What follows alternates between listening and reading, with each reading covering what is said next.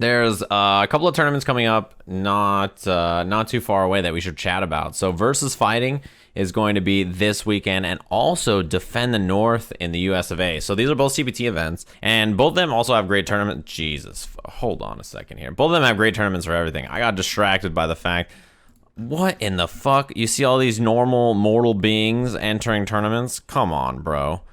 Who the fuck do you think you are over here? This shit's like an encyclopedia. Oh my god. I saw that Justin was entered into a ton of games too, actually. The thing is about Justin is, Justin's pretty good for entering all these games. That's the thing, right?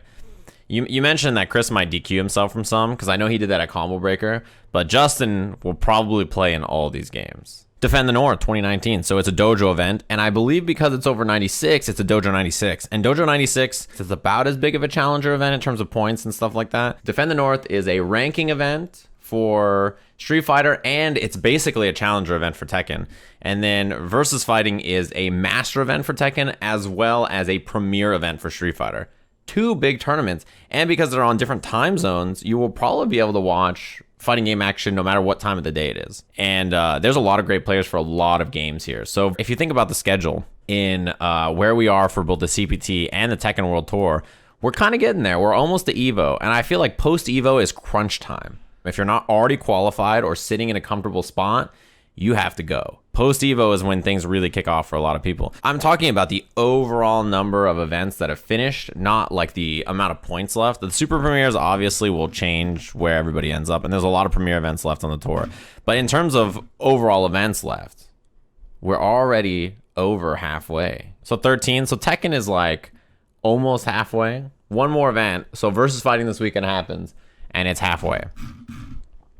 Which is pretty interesting. Obviously, the Tekken World Tour has an overall smaller amount of events than CPT, but they have dojo events, which kind of supplement that difference. In discussing brackets, so we're looking at VSFighting and just talking about who's going to be there. This is a big event for a lot of things. It is a Tenkaichi event for Dragon Ball as well. It's wild, which is why we see, obviously, Cyclops Osaka rolled through. We see Hook says that he's going, maybe. Moke is going for Street Fighter, and for MK also, it's a big event for Mortal Kombat too. Yeah, dude, VSFighting is always dope for MK too. I wonder who's actually planning to attend it. I know Sonic is not going. He's at Defend the North. We'll just look at the attendees. We don't have to go too deep into the brackets to start. We're just going to take a peek, just like I'm peeking on over to thanks Sir Sun for dropping the 3 months. Thanks very much. And the banana? Appreciate it.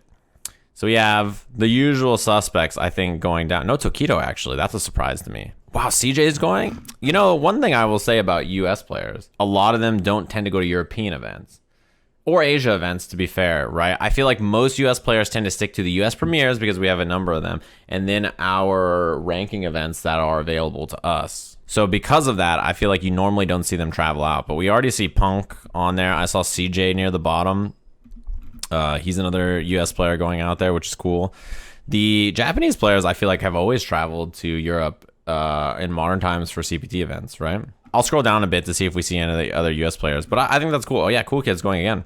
Nice. At this event, I think I expect to see most of the top European players, obviously, but also Japanese players. I think the big exception that we see here is no Tokido and no Fujimura. I think they're probably at the point in terms of standings where... Why?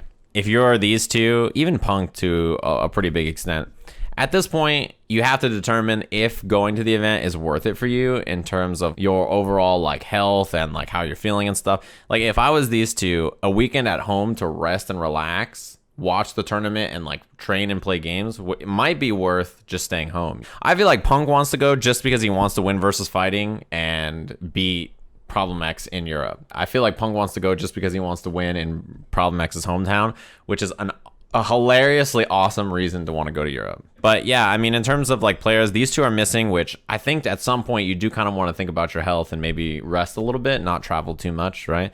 Because I think at some point, you know, it starts to be a little strenuous to travel every single weekend. It starts to wear on you. To be honest, I'm kind of surprised that Daigo's here, mostly because usually when Daigo gets around this position, he tends not to travel. But I think the difference is this year is that 10th place is 600 points. And I feel like previous years, he usually stops around 1200. Whoever is not going, that's a really strong Japanese player here. Like I don't see Momochi here. There's like a few players that I haven't seen on this list. If you're fine in terms of CPT points, you know what I would do, and I imagine this is probably what they'll do. They'll probably meet up together, get some dinner, play some games and watch versus fighting. And to them, that might even be more valuable than like traveling out to this tournament, playing, dealing with like the stress and time loss of travel and then not being able to go anywhere. To me, I think that there is a lot of value in that, which you have to think about, because the tour is a long year, right? It's a lot of events. You don't want to just go and then wear yourself out. I think you are underestimating their ability to just need some rest. That shit's important. I just traveled for like 3 weeks straight, and I'll tell you what, my body is beat up. So here's what happens. Let's say you go to an event. It's a 3-day event. So you go to a 3-day premiere event. You have to fly out Thursday. You land Thursday. It's like usually very late. Like you have to try to go to sleep, and you have to try to adjust your clock. Wake up early the next day to play, right? And then you have to like, you don't have much sleep. You got to play. You have to try to nap between that. Then you go on to like Saturday or whatever, right? You're like pretty tired. Sunday, you have to play in the finals, or maybe you didn't even make the finals. So you try to grind, get some games in, fly out early Monday. And if you're, going to Japan, then you're losing a day by going back, right? So they fly out and they don't land back in Japan until Tuesday. So they get back in Japan Tuesday, tired, jet lagged, take their bags, get home, eat, sleep, wake up. It's Wednesday. Oh shit, I gotta go to a major tournament tomorrow. On Thursday, I gotta fly out to fucking Spain for whatever it is. Well, I have 1 day to do nothing. What am I gonna do on this 1 day? I guess I'll stream or something. You stream that 1 day, you do laundry, throw all your shit back in your bags, get back on a plane, go to the tournament. It's not even like 3 days to recover, really. Especially for Japanese players, when you fly out here, you gain time. So if they leave like Thursday evening and they're flying to the US, they'll land Thursday morning here. So that's fine. But when they go back, when they leave on Monday, they're not going to land back in Asia until Tuesday. There's nothing relaxing about flying on airplanes and trying to crash in a hotel that night 4 days a week. Anyway, let's talk a little bit about who's actually showing up, right? So we have the usual suspects. We're missing the two in between here, right? Second and third, Tokido and Fujimura. Bonchan's bump at CEO put him ahead of Problem X. Let me drag that over.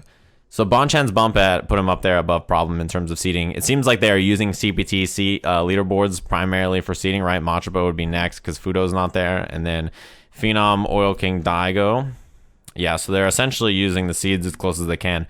Momochi is not here. He's chilling at home, it seems like. Yeah, John, who's doing pretty solid this year. As usual, most of the strong Japanese players are coming out. GamerB. Big Bird is not a surprise here. Takamura, obviously, it's a European event. He's going to be there, but he's been traveling to US events as well.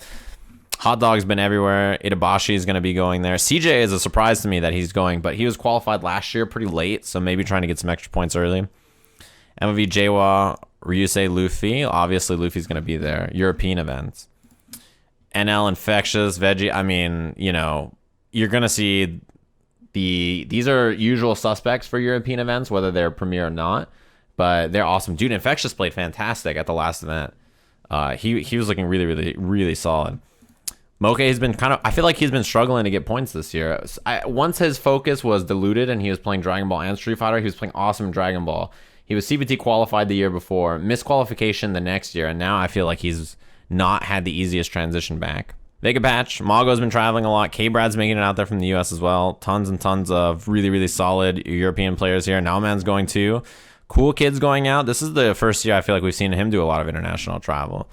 Obviously, Akainu, Guilty's everywhere. Kawano's been traveling a lot lately since, I believe, CEO, and then he's been to like a couple of tournaments since then. Mizuha and Kaz, yeah, he'll be there for Dragon Ball as well. It's kind of similar to the US premier events in the sense that all of the best European players will be there with a sprinkling of US players and then like a minefield of Japanese players, where the US premier events are kind of like, all of the US players will be there, sprinkling of European players, right? Like a nice little like 10 or so, 10 or 15, and then all of the Japanese players are there. Premier events tend to bring out that kind of competition. I want to look a little bit at the brackets themselves, the pools. Somebody said they had an interesting way of running pools, and I don't know what they meant exactly. I see. Okay, so yeah, they're splitting the pools. Instead of playing one winners finals, they're doing how many players is this out? 4, 5, 6 out. So they're playing, essentially, this is 2 pools of 3 out. So if you think about it, it's really like this. So these are 2 pools. Does this make sense for you guys now? I know if you looked at this pool, you'd be like, how is there 6 people out? This is so weird.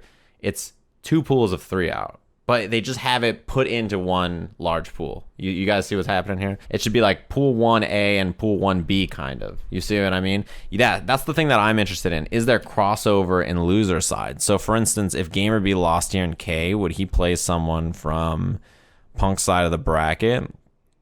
Loser of K, loser of C.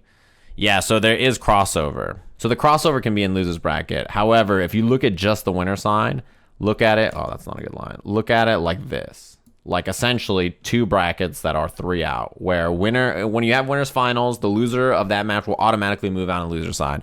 And then when you look at loser side of the bracket, it's essentially a normal losers bracket where one person makes it out in losers finals. I think this is cool. Yeah, I mean, it's 3 out essentially. So top side of the bracket, we have Punk up here with Mago.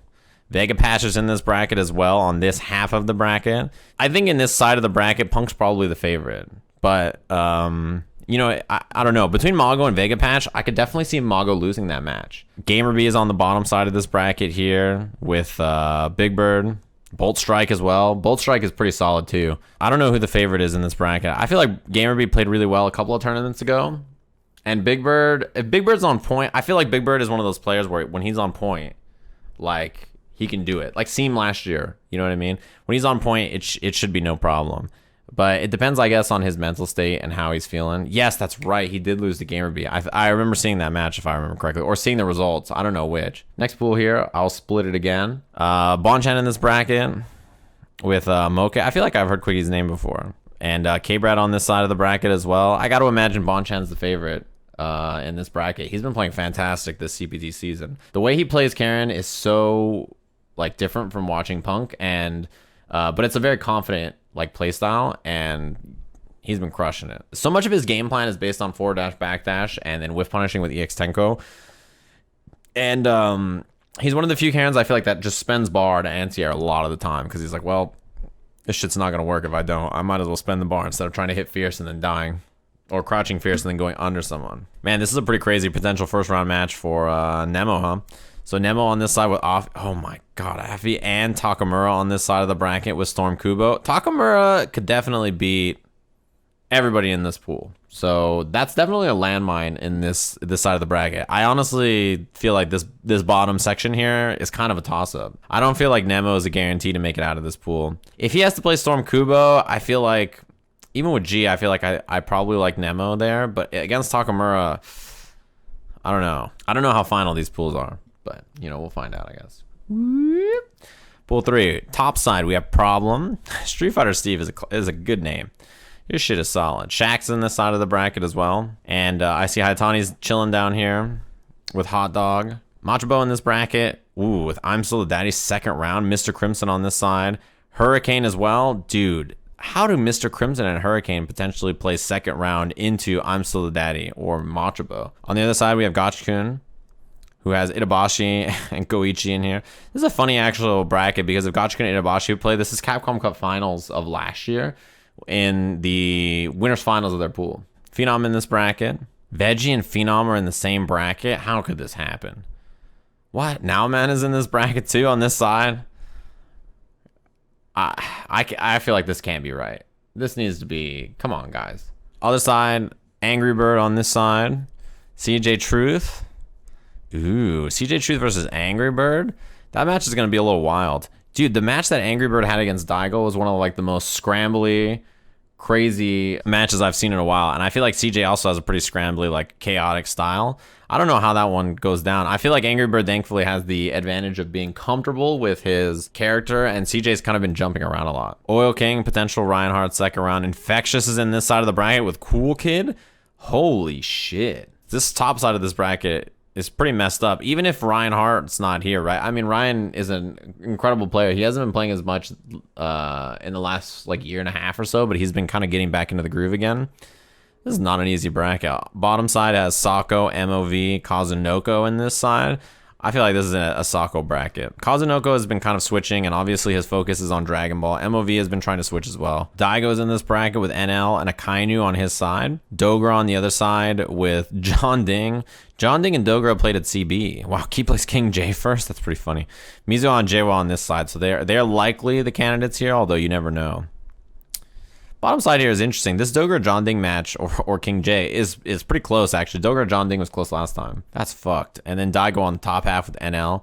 I think I like him over NL. NL's been playing a little better lately, but Daigo seems comfortable. Cien, Broski, and F-Ward. It'd be great if Cien and F-Ward have to play each other. That'd be pretty funny. Luffy on this other side of the bracket, guilty here. So maybe a Cien Luffy. That's a Evo champion match here. John, bottom side of the bracket with Ryusei Kawano. Kawano is very good. And Ryusei as well. Ryusei looked great. I feel like Ryusei's adjustments at CEO in a lot of matchups and his game plans were very impressive to me. The only person that really smoked him was like Bonchan. Kawano here. He is a Hitbox Colleen player that won Daigo's online tournament, and I believe that's how he got a trip to CEO. Yeah, so I don't know the relationship between him and Daigo in terms of like if Daigo is helping him get places or if it was just one tournament or whatever it is.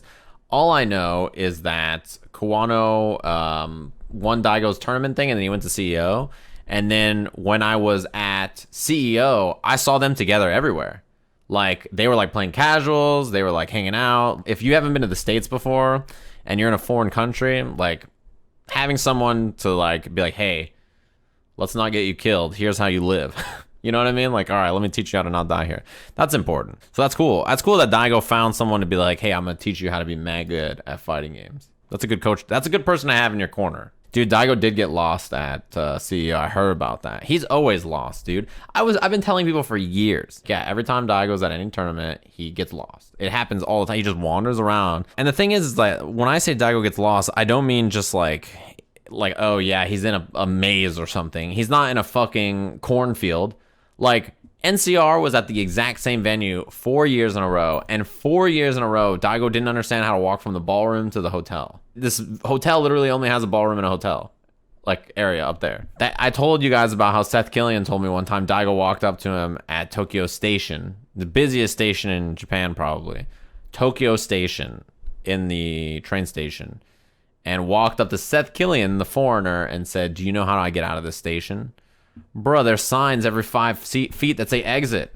It's in Japanese and English. It's in both. You can just read it. So Seth Killian's like, what do you mean you're asking me? Daigo forgets he's already sponsored, so he keeps getting new. He's like, whoa. Could you imagine Daigo just not knowing? He's like, all right, well, I guess I'll get Gillette. I don't have any sponsors. And he looks down and he's like, what the fuck are these headphones around my neck? Why do I have a Red Bull in my hand? I should get these guys. I noticed that Tokido is a big fan of Chipotle. I don't know who took him there first. But all the time now, when like Fudo and Tokido and Fujimura, when they go to events, Tokido like looks up Chipotle and they go to Chipotle. Chipotle is great because even if you don't speak the language, you can just point at the shit you want. You know what I mean? And if you're Tokido, he's been like working out, trying to eat like lots of protein. You know, you get a bowl for like $8 or $9 or whatever, and you just get a bunch of chicken and rice and like veggies. It's pretty, I mean, you can't go wrong, right? So we're talking about versus fighting. And this is the projected brackets out of pools. We just looked at the pools bracket. This fucking losers bracket is humongous. In this bracket, Street Fighter looks pretty wild. In fact, the Mortal Kombat bracket should be very good for versus fighting as well. Yeah, dude, it's going to be great. I can't wait to watch Mortal Kombat here. And also, at Defend the North, Mortal Kombat should be dope too. A lot of the East Coast players are going, right? There are currently no events at this tournament. That seems wrong. Come on. Come on, Smash GG. You can do it, buddy. Well, just believe me, it's gonna be good. Sonic Fox, you know, people. Anyway, what else are we talking about? Oh yeah, do I even click anything else? Dragon Ball here is gonna be really good too. It's going to be Cyclops, then Hook's going, and Kazunoko is there, Mato's there, Shanks is gonna be there, Xerox. Oh man, this is a dope tournament for Dragon Ball. This should be very, very, very good. Defend the North doesn't. Why does their page not work, but versus fighting does? That's so weird. Well, anyway, you get the point. So this is versus fighting, and Tekken 7 is also a master event here at versus fighting, which means obviously the tournament's going to be great here. 350 for Tekken 7. That's a nice bracket. 350, 360. Obviously the usual suspects. 3 Koreans: Super Akuma, Chanel, CBM, Kane and Trench, Awesome. John Ding, Fergus. How is John Ding? 9th seed. Man, it's been a rough year, huh? Tishumana. We haven't seen Tishumana as much this year, I feel like, as compared to last year. He was winning all the European events. But obviously, early on, we saw a big win from Super Akuma at the very first tournament of the year, which is really, really impressive. We have Gen Kids coming out. I don't think we've seen him play. We only seen one international event that was not in Japan, I believe, if I remember correct so far. He didn't go to CEO, so this is like his second international event on Liquid. Kudon's is going. Gerlanda is very good too. Pekos. Devil Kazuya is also really strong. So is Rikimaru. There's a lot of great players. And Ghost Saint, man, all the European players are out. Europe has super good Tekken players. They do pretty well when internationals come in and play in Europe. Typically, I feel like, right? Typically, they do pretty well. That's not to say they always win, but typically. Is this food ready yet? Hold on. Let me go see about this food. Give me 1 second, everybody. I smell food in my kitchen.